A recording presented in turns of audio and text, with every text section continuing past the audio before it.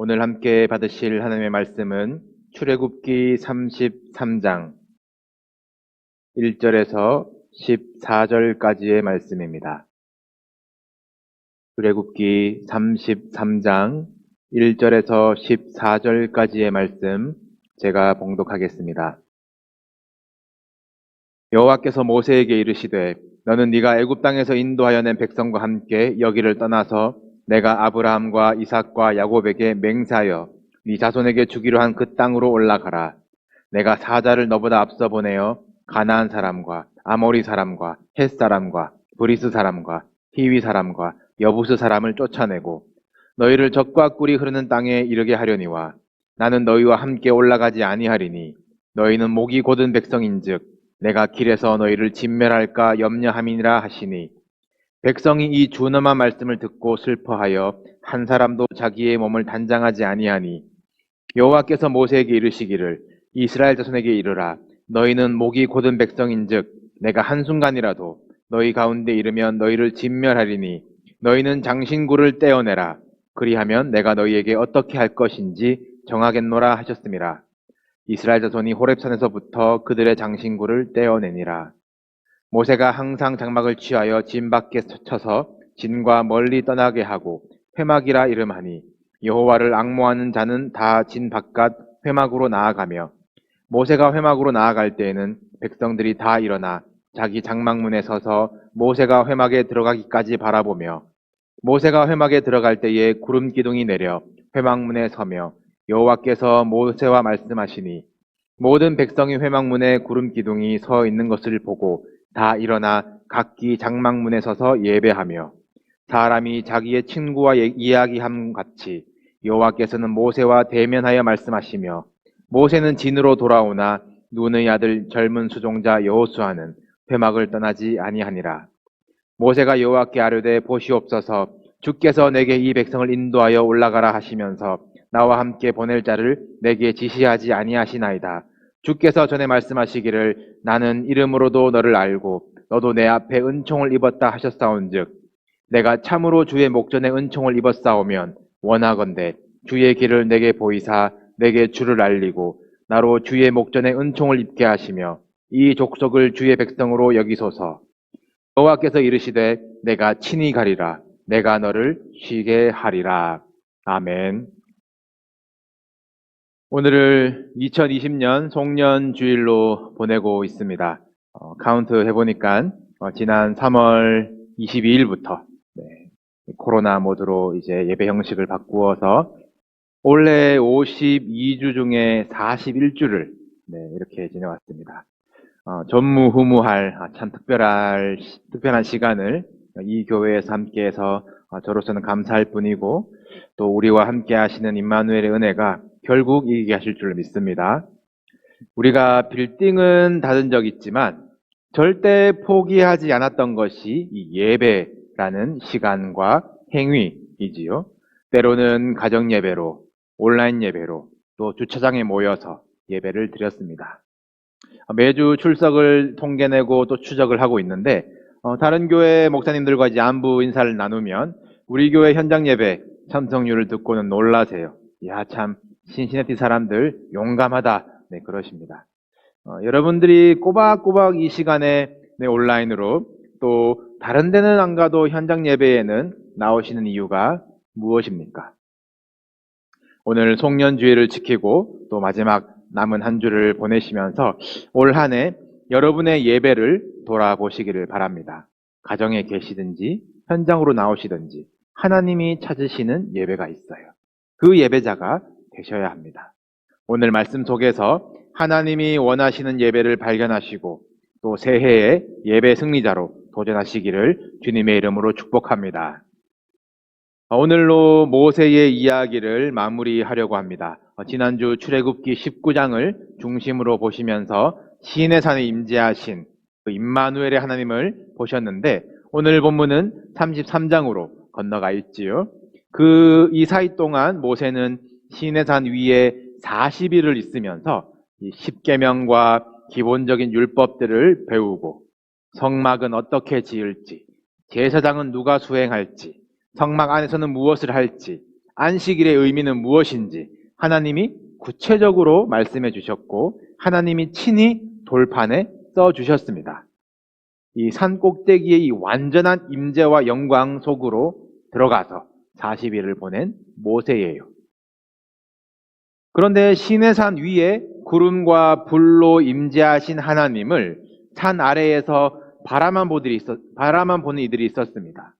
나름 성결하겠다고 옷을 빨고 준비했지만 산에 올라갈 자격이 없는 백성들이었어요. 모세가 산에 올라간 지 한 달이 지나도 소식이 없자 백성들이 모여서 아론을 찾아갑니다. 그리고 요구하기를 32장 1절 우리 함께 보실까요?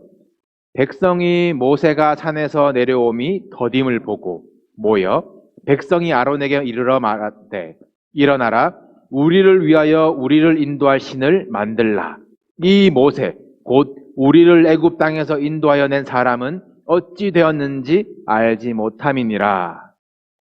그래서 아론이 백성들의 금 장식품들을 모아서 만든 것이 금송아지입니다. 금송아지로 상징되는 어떤 다른 신을 만들어낸 것이 아니에요. 백성들이 요구한 그 신도 원어로는 엘로힘, 하나님이고 아론이 만든 것도 만들어 놓고 소개하기를 우리를 애굽 땅에서 인도하여 낸 신이 이분이시다. 하나님이라고 만들었어요. 그리고 아론은 선포하기를 내일을 우리 여호와의 절기로 지키자. 그래서 그 다음날 그들이 일찍이 모였대요. 그리고 번제 드리고 화목제 드리고 먹고 마시면서 뛰놀았습니다. 이들이 뭐 한 것입니까? 예배입니다. 하나님을 예배한다고 한 거예요. 하나님이 저기 산 위에 임재하셨다는데 뭐라도 해야겠다 싶어서 얼마나 열심입니까? 금붙이 다 내어드리고 일찍 일어나서 얼마나 설레고 감격했겠어요. 아마 번제 화목제 드리면서 다 울었을 것입니다. 요즘식 표현으로는 다들 은혜 받는 것 같은 감정을 느꼈을 거예요. 금송아지를 만드는 아론의 이 참 어처구니가 없는 행동을 보시면서 어떻게 저렇게 모세의 형이란 사람이 저렇게 무지할 수가 있나 싶으시지요? 그런데 이들이 드렸던 예배의 목적이 오늘날 우리들이 예배 드리는 목적과 크게 다르지 않을 수도 있다는 것을 주의하셔야 됩니다. 어쩌면 이들의 열심과 이들의 감격보다 못한 예배를 드리고 있는 것은 아닌가 두려운 마음으로 우리를 점검하셔야 돼요. 금송아지 예배의 특징이 무엇입니까? 이들의 목적을 봅시다. 다시 32장 1절 보시면 우리를 위하여 우리를 인도할 하나님을 만들라는 것입니다. 그 하나님을 예배하겠다는 것이에요. 예배의 목적이 철저히 자기 중심적입니다. 혹시 여러분의 예배가 복 받으려고, 학업과 사업의 지혜를 얻으려고, 병 낫고 안전하려는 것에 목적이 있으시다면 나무 밑에 물 떠다 놓고 비는 것과 크게 다를 바 없는 나의 필요 때문에, 내 소원 때문에 예배하시는 것이라면 여러분의 예배의 목적을 바로 잡으시기를 바랍니다. 우리 기독교의 웨스트민스터 소유의 문답 제1번이 사람의 제일 되는 목적은 하나님을 영화롭게 하는 것과 영원토록 그를 즐거워하는 것, 이것이에요. 예배의 중심이 하나님이 되셔야 됩니다. 하나님만 바라보며 하나님만 높이며 하나님의 나라와 의를 먼저 구하셔야 되는 것이에요. 하나님의 말씀을 사모함으로 받아서 마음에 심으시고 순종함으로 열매를 맺으시고 하나님을 기쁘시게 하는 삶의 예배가 일어나셔야 합니다. 이스라엘 백성들은 우리를 인도할 신, 그 신이 필요했어요. 가나안에 가고 싶기 때문입니다. 그러나 오늘 읽으신 본문에서 하나님은 나는 너희와 함께 올라가지 아니하리니 말씀하세요. 이따가 여기에 대해서 조금 더 나누겠지만 여러분 선택해 보십시오. 1번 하나님 없이 가는 젖과 꿀이 흐르는 땅 가서 차지하시면 돼요. 2번 하나님과 함께하는 메마른 광야. 어디가 좋으십니까? 지금 물어보면 다 2번이겠죠. 그럼 집에 가서 생각해 보세요. 여러분들의 먹고 사는 문제, 자녀 문제, 은퇴 문제, 실전에 부닥치면 1번에서 머뭇거리는 것이 솔직한 경험이 아니겠습니까? 그럼에도 광야에서 하나님을 기뻐하며 하나님을 예배하는 자가 되기를 선택하시길 바랍니다. 나의 상황, 형편, 상관없이 하나님은 찬양받기 합당한 분이세요. 예배의 목적, 예배의 시선이 나의 문제, 나의 필요에서 하나님의 영광과 하나님의 임재로 향하여 주시기를 주님의 이름으로 축복합니다.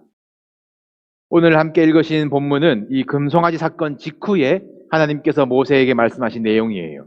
여기 금송아지 예배드린 이스라엘 백성들에게 요구하시는 하나님의 특이한 명령이 있습니다. 우리 5절을 다시 함께 보시면 너희는 장신구를 떼어내라.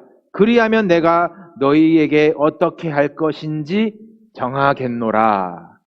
가나안에 함께 올라가지 않겠다 말씀하신 하나님께서 뜻을 돌이키셔서 이 백성들에게 다시 기회를 줄 것인가 말 것인가 그 전제 조건이 장신구를 떼어내는 것이었어요.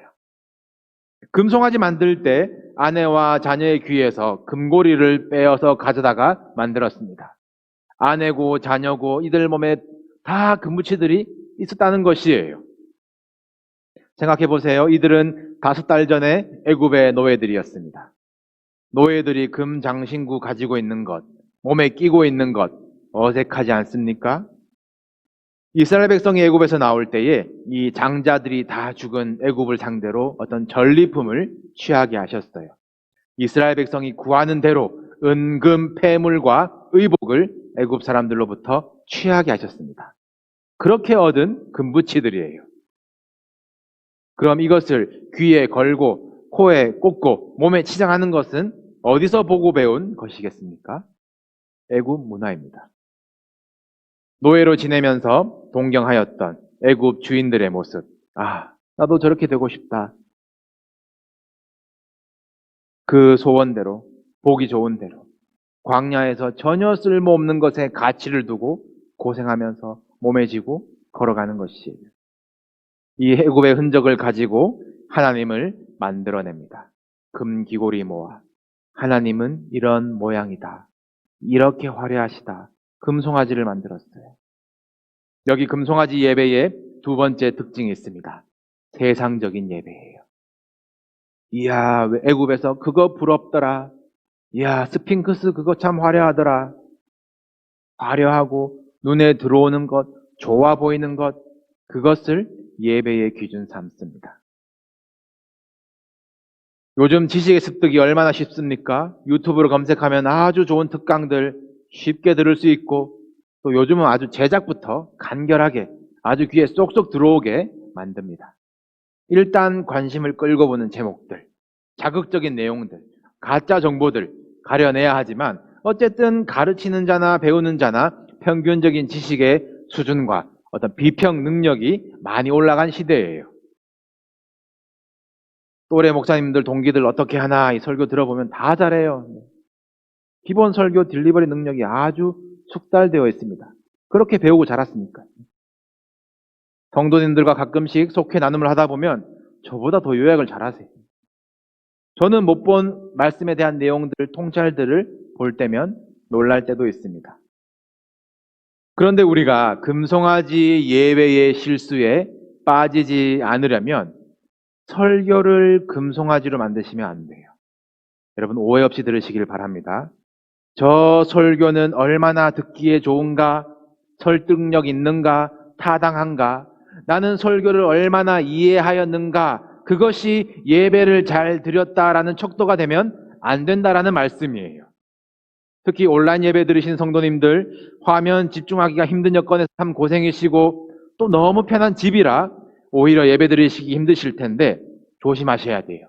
설교 들었다, 예배 끝, 아닙니다. 누구누구 설교 좋더라, 많이 들으십시오. 경건에 유익합니다. 그러나 그것이 예배는 아니에요. 예배는 부르심 가운데 우리가 응답하여 나와서 죄에서 자유하게 하시는 하나님을 기뻐하며 하나님의 말씀을 듣고 그 말씀대로 순종하며 살기를 결단함으로 하나님을 기쁘시게 하는 시간입니다. 드림이 있고 받음이 있는 교제의 시간이에요. 교제의 대상, 하나님을 향해서 고백하고 찬양하고 헌신하는 것입니다. 시내산 아래에서 하나님의 임재를 쳐다보고만 있으시면 안 됩니다. 우리는 예수 그리스도의 공로로 단번에 그 은혜의 자리에, 꼭대기에 올라갈 수 있는 자들이 되었어요. 신령과 진정으로 예배를 사모하시고 나는 이 예배를 위해서 무엇을 할 것인가 적극적으로 예배에 참여하기로 도전하시기를 주님의 이름으로 축복합니다. 제가 맡은 이 설교가 예배의 중요한 한 부분임을 엄중한 책임감으로 생각하며 저는 최선을 다하겠지만 저를 금송아지 만들지 마시고 설교가 듣기 좋고 보기 좋은 어떤 세상적 기준에 젖어서 긍정의 힘으로 축복 누리며 잘 삽시다. 그런 자기개발 강의가 되지 않도록 착하게 삽시다. 좋은 인품으로 선하게 삽시다. 인격 수양의 교육이 안 되도록 정치 선동은 더더욱 안 되도록 오로지 복음이 흘러가는 깨끗하고 겸손한 통로 되도록 늘 이 자리를 위해서 기도해 주셔야 돼요.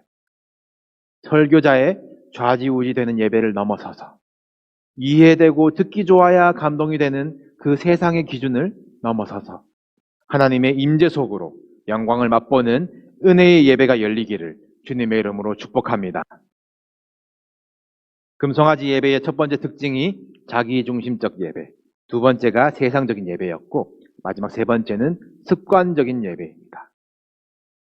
금송아지 만들고 아론이 밑도 끝도 없이 내일 여호와의 절기 합시다 선포해버려요. 그 다음날 일찍 일어나서 번제 드리고 화목제 드립니다.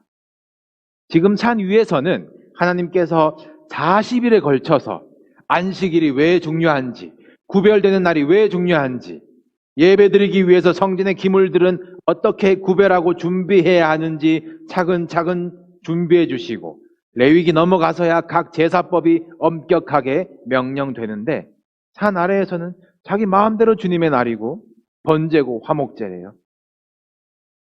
그렇게 해야 뭔가 했다 싶고 안 불안한 거예요. 예배가 아니고 종교 행위입니다. 중독입니다. 성경에 이런 종교 행위에 중독된 이가 사울 왕입니다. 블레셋과 전쟁하기 전에 제사를 드리려고 사무엘을 불러요.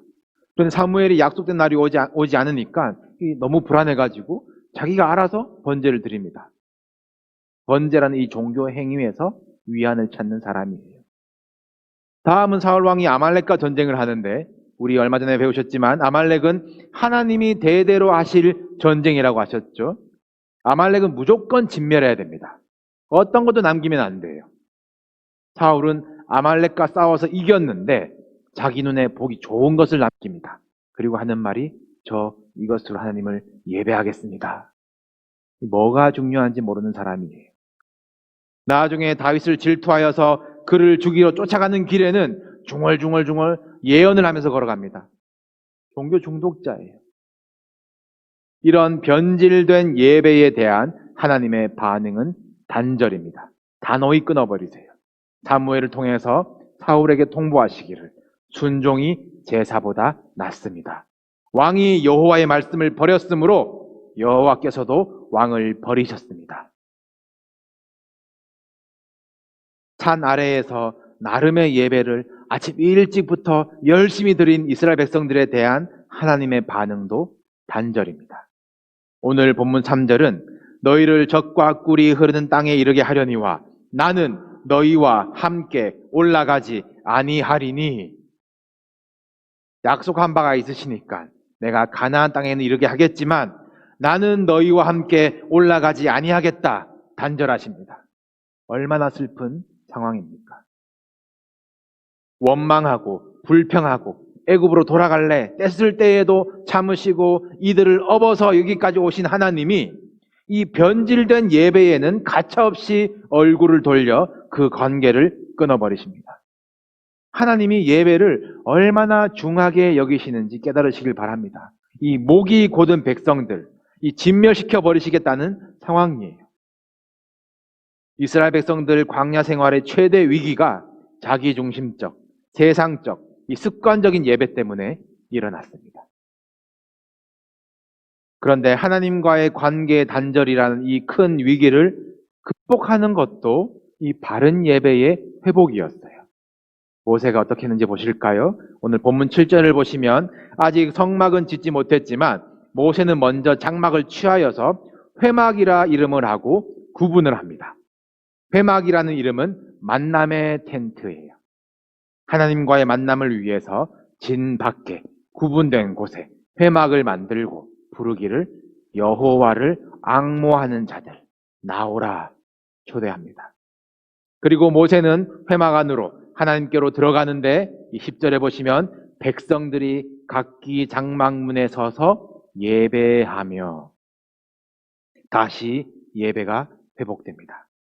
이 예배의 동기가 여호와를 앙모, 하나님을 구하는 자들, 이 자원하는 심령들인 것이에요. 금송아지 예배와의 차이를 발견하시길 바랍니다. 하나님 중심으로 세상과 구별된 회막에서 앙모하는 자들의 예배인 것입니다. 이 예배의 회복을 통해서 하나님과의 관계가 어떻게 회복되는지 보여주시는데요. 그 친밀한 관계의 절정의 표현이 모세에게 주어집니다. 사람이 자기의 친구와 이야기함과 같이. 이 말은 모세가 하나님과 맞먹었다는 것이 아니지요. 하나님이 모세를 대하시는 방법을 말씀하시는 것입니다. 아무도 바르게 예배하지 못하고 누구도 하나님의 마음을 몰라 주었던 이 수백 년의 세월을 깨고 구름 기둥 가운데 회막에서 모세와 교제하시는 것이 너무나 기쁘셨던 것이에요. 여러분, 외로운 이민 생활 가운데 진짜 친구를 만나는 것이 얼마나 큰 복이고 얼마나 의지되는지 아시지요? 하나님은 사람이 친구 대하듯이 모세와 친밀하게 반갑게 터놓고 대화하며 그를 대하셨습니다. 얼마나 영광스러운 말입니까? 여러분은 하나님과의 친밀한 만남을 가지고 계십니까? 그런 공간과 그런 시간이 구분되어 있으십니까? 수십 년 신앙생활 했지만 산 위를 바라보는 경외함은 있지만 창조주시고 거룩하시고 심판주 되시는 하나님인 줄은 알겠지만 그 하나님이 나를 창조하시고 나와 교제하기를 원하고 계시다는 그 사실, 그래서 아들을 주시어서 영광에 들어오게 한 사실을 맛보지 못한 분들이 있으세요. 사랑하는 성도 여러분, 하나님과의 친밀한 예배 속으로 들어가시기를 축복합니다. 회막을 만듭시다. 새해에 그 공간과 시간을 작정하셔서 하나님과 교제하시기를 바라요. 올해 송구영신 예배도 없고 새해마다 하던 어떤 특별 새벽 기도회 그런 것도 당장은 못하겠지만 혹시 우리 가운데 그래도 말일은 마지막 날은 교회에서 보내야지 습관이 있다면, 신년에는 안수받고 시작해야 복받지 어떤 내 중심이 있다면 여러분들 우리 불필요한 장신구들 다 떼내어버리고 진정한 예배가 회복될 수 있도록 겸비하는 시간으로 우리 송구영신을 보냅시다. 모세가 예배 가운데 백성들을 위해서 기도한 장면이 오늘 본문의 13절인데요. 제가 다시 읽고 예배를 마무리하겠습니다. 13절입니다. 내가 참으로 주의 목전에 은총을 입었사오면 원하건대 주의 길을 내게 보이사 내게 주를 알리시고 나로 주의 목전에 은총을 입게 하시며 이 족속을 주의 백성으로 여기소서. 주의 목전에 주의 길을 주를 알리시고 주의 백성으로. 모세의 예배는 철저히 주님 중심입니다. 하나님이 이런 자를 내 친구라고 부르세요. 진멸해 버리고자 하셨던 그 목이 곧은 백성들이었지만 이 친구의 중보에 하나님은 뜻을 돌이키십니다. 그리고 하시는 말씀이 마지막 절이지요. 내가 친히 가리라. 내가 너를 쉬게 하리라. 아멘.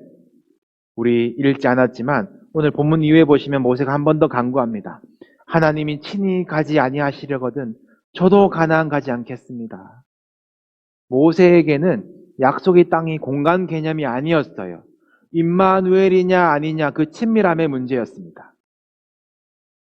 올 한 해 이 모양 저 모양으로 예배 지키시느라 힘드셨지요? 뭔가 채워지지 않는 허전한 감정을 느끼셨을 것입니다. 저도 12시밖에 안 되었는데 교회에 아무도 없는 것을 보면은 마음이 많이 허전하고 그립고 빨리 가서 집에 가서 밥 먹어야 되나 배고프고 그렇습니다. 그러나 우리 이 기간을 우리 예배의 어떤 헛된 장신구들을 다 제거하고 주님과의 교제에 집중하는 기회로 삼으면 이 팬데믹을 복으로 바꿔주실 줄로 믿습니다.